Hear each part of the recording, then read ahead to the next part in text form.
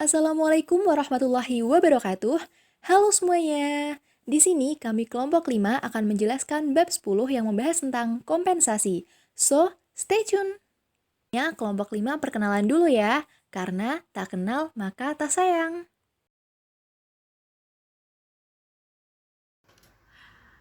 Nama saya Grace Saudara, absen 11, NIM 4.44.19.1.12. Perkenalkan, nama saya Hilda Verwinda Agustin, NIM 4.44.19.1.13. Perkenalkan, nama saya Julia Handayani, NIM 4.44.19.1.16. Perkenalkan, nama saya Vilda Kanasya, NIM 4.44.19.1.28. Untuk yang pertama, saya akan membahas tentang pengertian dan pengelompokan kompensasi. Kompensasi adalah sesuatu yang diterima karyawan atas jasa baik tenaga maupun pikiran yang mereka sumbangkan pada pekerjaannya. Kompensasi dapat diterima dalam bentuk kompensasi finansial dan kompensasi non-finansial. Kompensasi finansial yaitu bentuk kompensasi yang dibayarkan kepada karyawan dalam bentuk uang dengan sistem pembayaran secara langsung dan tidak langsung. Sedangkan kompensasi non-finansial yaitu imbalan yang diberikan kepada karyawan bukan dalam bentuk uang, tetapi mengarah pada pekerjaan yang menantang, imbalan karir, jaminan sosial, atau bentuk lain yang menimbulkan kepuasan. Untuk slide berikutnya, yaitu pengelompokan kompensasi. Untuk yang paling puncak yaitu kompensasi kelompok. Kompensasi dibayarkan dalam bentuk kompensasi finansial dan kompensasi non-finansial. Kompensasi finansial dibayarkan dengan sistem pembayaran langsung dan tidak langsung. Kompensasi langsung yaitu berupa gaji pokok yang terdiri dari gaji dan upah, dan kompensasi variabel yang terdiri dari insentif dan bonus. Sedangkan kompensasi tidak langsung yaitu berupa jaminan sosial, pengobatan, asuransi, liburan, pensiun, dan berbagai tunjangan.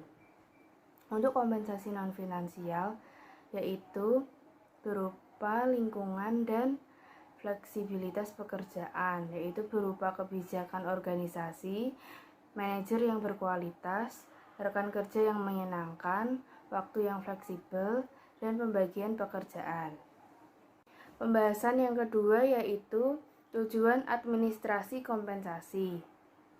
Tujuan yang pertama yaitu mendapatkan karyawan yang cakap. Organisasi-organisasi akan bersaing untuk mendapatkan sumber daya manusia yang berkualitas.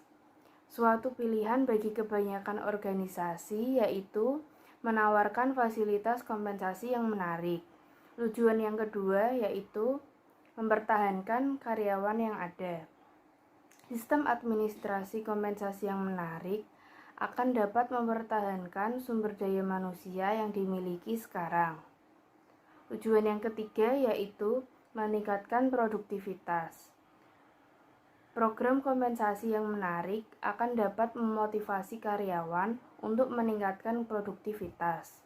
Tujuan yang keempat yaitu memperoleh keunggulan kompetitif. Sebagian besar biaya yang dikeluarkan untuk kebutuhan usaha dialokasikan pada biaya sumber daya manusia.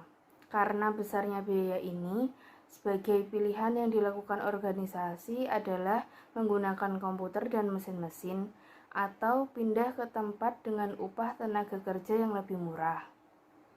Tujuan yang kelima yaitu aturan hukum. Organisasi harus menyesuaikan kompensasi sesuai dengan aturan yang berlaku secara nasional dan daerah. Tujuan yang keenam yaitu sasaran strategi. Dapat diketahui bahwa untuk memperoleh tenaga-tenaga yang berkualitas baik harus mengeluarkan biaya yang besar pula. Suatu strategi yang hampir setiap organisasi melakukannya kebijakan yang sama adalah memperbaiki sistem administrasi kompensasinya. Saya akan membahas tentang tantangan-tantangan dalam kebijakan kompensasi. Yang pertama, permintaan dan penawaran tenaga kerja. Bagi pekerjaan-pekerjaan yang membutuhkan keterampilan tinggi, biasanya tersedia dalam jumlah sedikit atau terbatas, maka tingkat upah cenderung tinggi.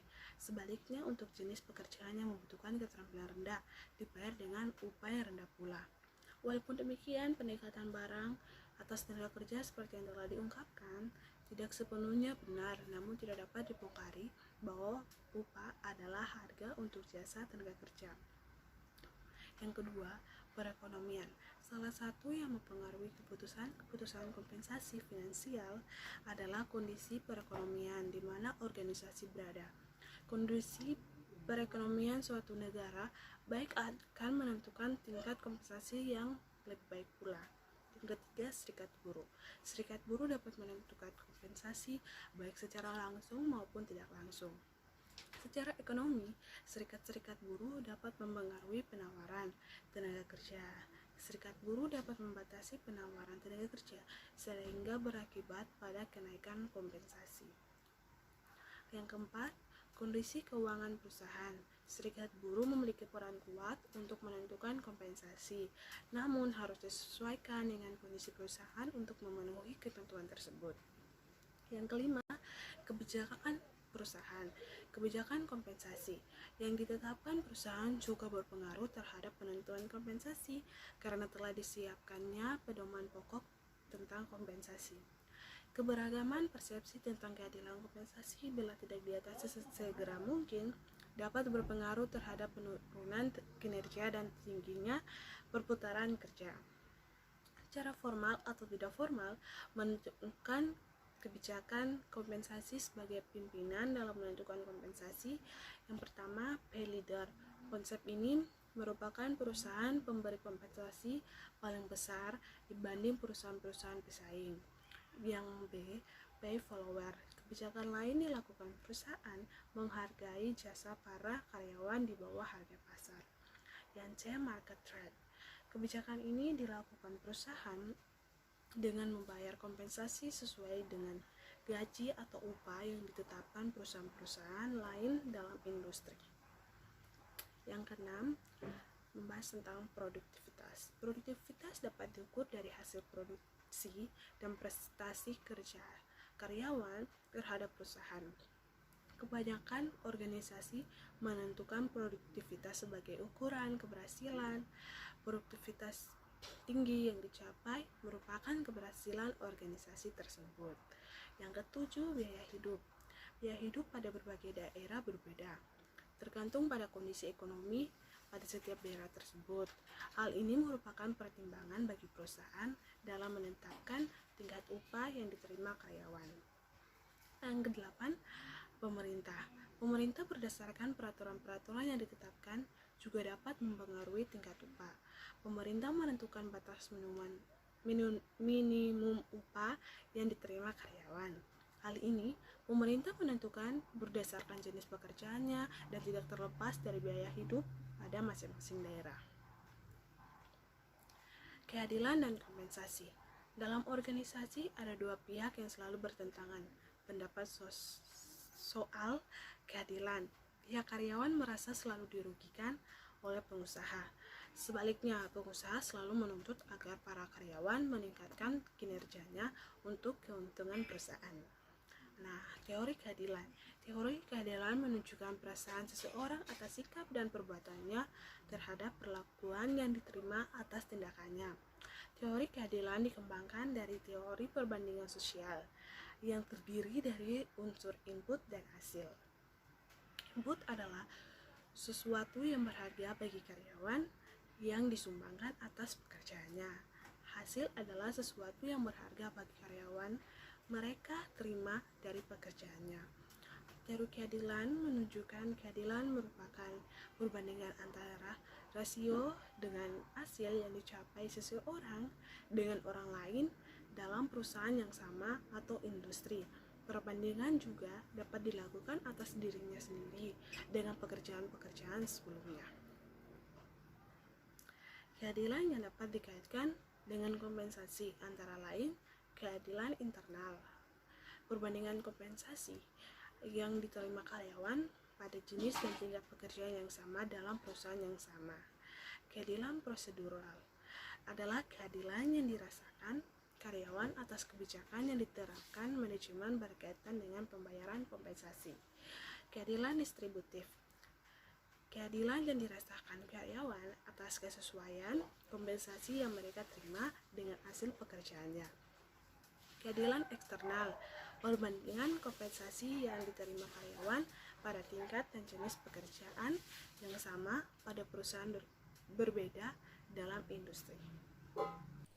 Yang kelima adalah tentang evaluasi pekerjaan. Evaluasi pekerjaan adalah proses dalam menilai suatu pekerjaan dibandingkan dengan pekerjaan lain, baik dalam maupun luar organisasi, untuk dijadikan sebagai dasar dalam menentukan besarnya kompensasi. Tujuan utama dari evaluasi pekerjaan adalah menghilangkan ketidakadilan, baik internal maupun eksternal dalam pembayaran kompensasi yang terjadi dalam organisasi. Banyak organisasi menggunakan evaluasi untuk tujuan mengidentifikasi pekerjaan, ketidakadilan dalam pembayaran, dan mengembangkan tingkat nilai pekerjaan sebagai dasar untuk menentukan upah atau gaji setiap pekerjaan. Keadilan internal dan eksternal adalah sasaran langsung dari evaluasi pekerjaan, dan sasaran akhirnya adalah kepuasan kerja. Di sini kita lanjut ke subbab berikutnya yang membahas mengenai metode-metode evaluasi pekerjaan. So, check it out! Terdapat 4 metode evaluasi pekerjaan yang dibagi menjadi 2 bagian. Bagian yang pertama adalah metode kualitatif yang dibagi menjadi metode peringkat dan metode klasifikasi. Bagian yang kedua adalah metode kuantitatif yang dibagi menjadi metode perbandingan faktor dan metode poin. Kita bahas terlebih dahulu ya yang pertama, yaitu mengenai metode peringkat atau ranking method. Nah, dalam metode peringkat ini ada pun langkah-langkah yang harus dilakukan loh. Apa aja sih? Yang pertama adalah informasi pekerjaan. Artinya apa sih informasi pekerjaan ini? Jadi, informasi pekerjaan adalah membuat deskripsi mengenai pekerjaan berdasarkan informasi-informasi tentang tugas-tugas dan tanggung jawab yang dituntut setiap pekerjaan yang kemudian dapat dijadikan dasar untuk menentukan peringkat. Yang kedua adalah memilih pekerjaan. Artinya, peringkat pekerjaan dibuat berdasarkan bidang atau dalam kelompok pekerjaan pada sebuah organisasi. Yang ketiga adalah menentukan faktor-faktor yang dibandingkan. Artinya, isi pada setiap pekerjaan akan diperbandingkan satu sama yang lainnya, dari yang terbaik sampai yang terendah. Biasanya, penilai menggunakan tingkat kesulitan pekerjaan sebagai faktor pembanding dalam setiap pekerjaan dalam organisasi. Nah, yang keempat adalah menentukan peringkat pekerjaan. Artinya, tingkat kesulitan mengerjakan tugas-tugas dan tingginya tanggung jawab yang dituntut, suatu pekerjaan dapat diurutkan pada peringkat yang paling tinggi sampai yang paling rendah. Bisa dilihat dalam contoh, di situ peringkat yang pertama adalah pekerjaan manajemen pemasaran dengan gaji per bulan 20 juta. Mengapa? Karena manajer pemasaran ini memiliki tingkat kesulitan pekerjaan yang lebih tinggi dan tanggung jawab yang lebih besar. Kemudian peringkat yang kedua adalah wakil manajer pemasaran dengan gaji 15 juta. Kemudian disusul dengan kepala bagian penjualan dengan gaji 10 juta per bulan. Kemudian yang keempat ada supervisor penjualan dengan gaji 7 juta. Dan yang kelima adalah tenaga penjualan dengan gaji 5 juta. Nah, setelah mengetahui langkah-langkah dan contohnya, kita juga harus tahu nih, ada nggak sih teknik untuk menentukan peringkat pekerjaan pertama? Ada, dan caranya adalah, yang pertama, tentukan terlebih dahulu pekerjaan yang paling tinggi nilainya dan paling rendah nilainya untuk dipilih sebagai patokan dalam menentukan peringkat bagi jenis pekerjaan lainnya. Dalam contoh di atas, pekerjaan yang tertinggi adalah manajer pemasaran dan yang terendah adalah tenaga penjualan. Itu merupakan patokan, jadi patokannya adalah yang tertinggi dan yang terendah. Yang kedua adalah teknik perbandingan berpasangan. Setiap pekerjaan dapat dibandingkan antara tugas-tugas dan tanggung jawab yang dituntut setiap pekerjaan, diurutkan berdasarkan tingkat kesulitannya. Contoh aja nih, manajer pemasaran dengan wakil manajer pemasaran. Itu kan tugasnya lebih tinggi manajer pemasaran, bisa dibandingkan secara berpasangan. Yang ketiga adalah penggunaan panitia penilai. Terdapat beberapa penilai untuk menilai suatu pekerjaan. Artinya, kita menggunakan orang yang sudah ahli dalam menilai suatu pekerjaan. Dan yang keempat adalah melalui struktur organisasi. Kita bisa lihat dengan struktur organisasinya. Biasanya kan kalau dalam struktur organisasi itu urutannya manajer pemasaran terlebih dahulu, baru wakil manajer pemasaran, dan disusul dengan kepala-kepala bidang. Itu bisa digunakan sebagai salah satu cara untuk menentukan peringkat pekerjaan. Oke, setelah membahas mengenai metode peringkat, kita lanjut ke metode yang selanjutnya, yaitu metode klasifikasi atau classification method. Di sini metode klasifikasi adalah membagi pekerjaan pada beberapa kelas di mana pekerjaan yang memiliki karakter sama dikelompokkan ke dalam satu kelas. Contohnya adalah di situ terdapat kelas jabatan dan spesifikasi jabatan serta gaji. Nah, dalam kelas jabatan dibagi menjadi 3, yaitu top management, middle management, dan low management. Kemudian top management dibagi lagi menjadi banyak bagian kan. Kemudian dalam spesifikasi jabatan ini ada faktor-faktor yang diantaranya adalah kecerdasan, pengalaman, pendidikan, dan tanggung jawab. Semakin tinggi kecerdasan, semakin lama pengalaman, semakin tinggi pendidikan, dan semakin besar tanggung jawab, maka akan mendapatkan gaji yang lebih besar dengan peringkat yang lebih tinggi.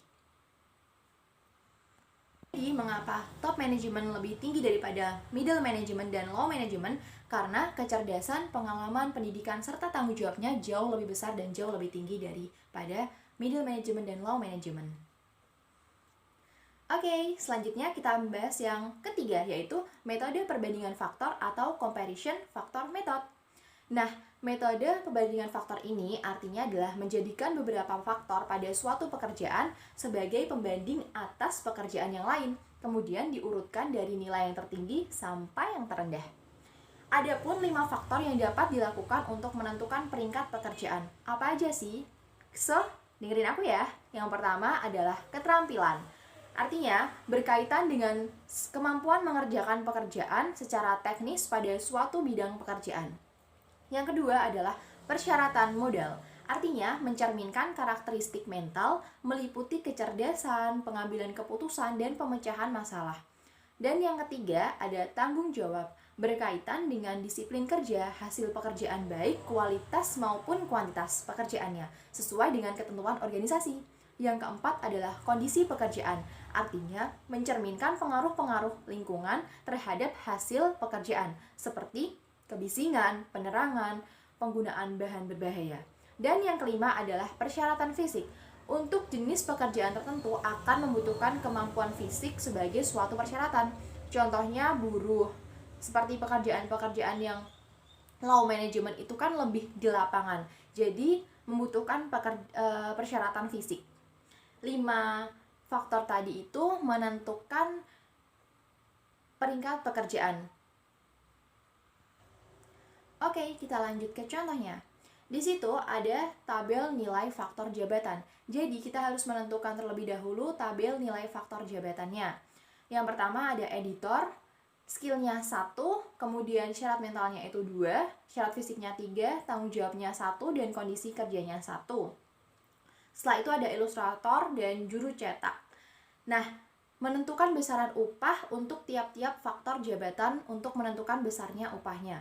Jadi, setelah kita tahu tabel nilai faktor jabatan, kita akan membuat tabel untuk menentukan upah berdasarkan faktor jabatan tadi. Di situ ranking pertama, skill yang pertama memiliki upah sebesar 600.000. Kemudian syarat mental 500.000, syarat fisik 400.000, tanggung jawab 350, dan kondisi kerja 300.000. Selanjutnya kita masukkan, tadi kita sudah membuat tabel nilai faktor jabatan dan sudah menentukan berapa besaran gaji yang setara dengan tingkat jabatan tadi. Kemudian editor, skillnya peringkat pertama dengan gaji 600.000.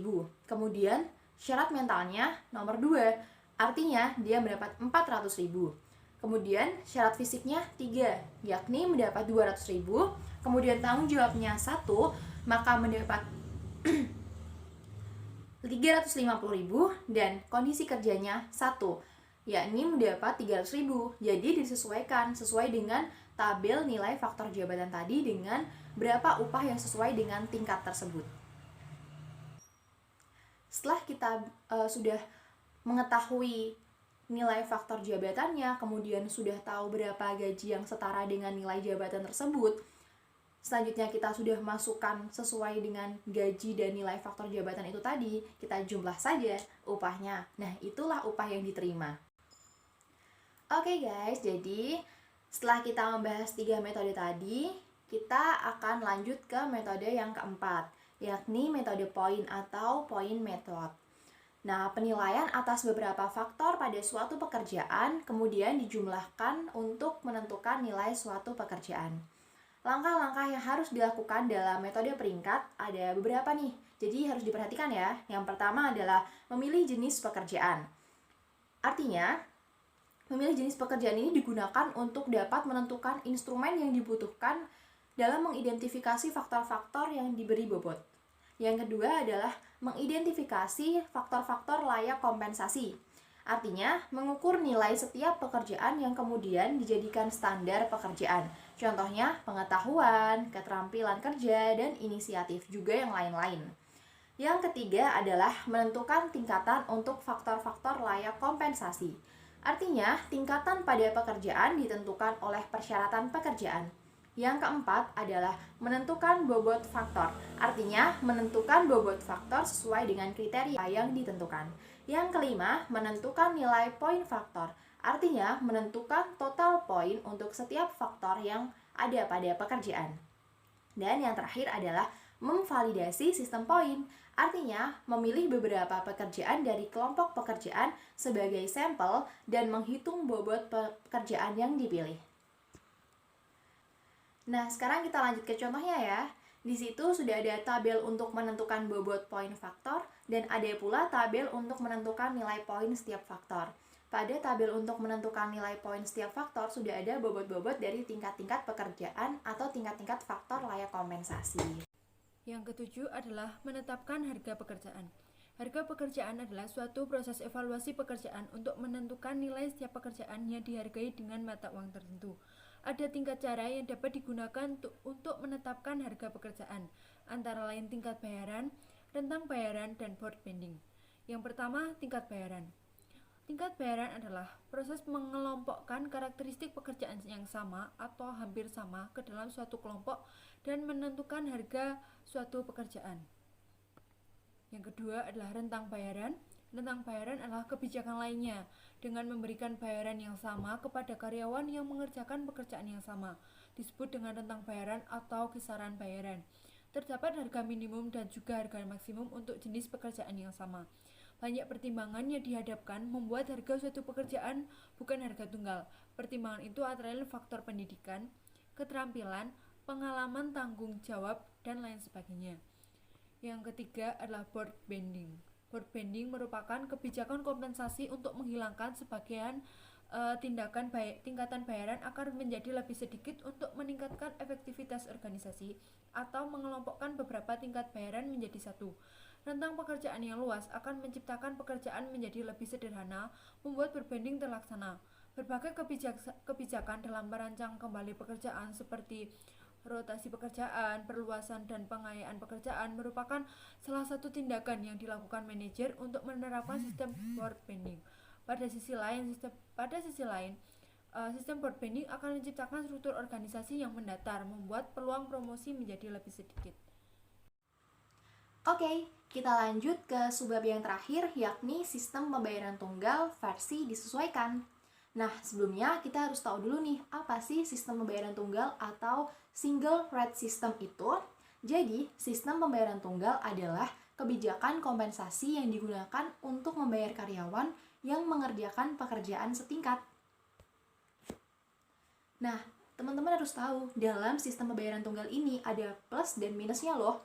Apa sih? Jadi, plusnya adalah menghilangkan kecemburuan antar sesama anggota organisasi dengan cara pembayaran yang adil bagi masing-masing karyawan. Jadi, karyawan yang melakukan pekerjaan setingkat itu mendapatkan gaji atau kompensasi yang sama. Dan minusnya adalah karyawan kurang bergairah bekerja akibat kurang diperhatikannya faktor produktivitas. Seperti itu. Nah, setelah kita tahu apa itu sistem pembayaran tunggal, kita juga harus tahu nih apa sih itu komparatio. Komparatio adalah perbandingan antara tingkat rata-rata bayaran dalam suatu tingkat bayaran dengan titik tengah bayaran. Nah, komparatio ini sendiri terdapat suatu ukuran untuk menetapkan apakah bayaran yang diterima karyawan itu atas pekerjaannya sesuai atau tidak sesuai dengan kebijakan pembayaran yang ditetapkan oleh organisasi. Adapun rumus untuk menentukan komparatio, yakni tingkat rata-rata bayaran dalam suatu tingkat bayaran dibagi dengan titik tengah bayaran. Nah, dari situ nanti kita akan tahu berapa sih komparatio dari bayaran suatu pekerjaan itu.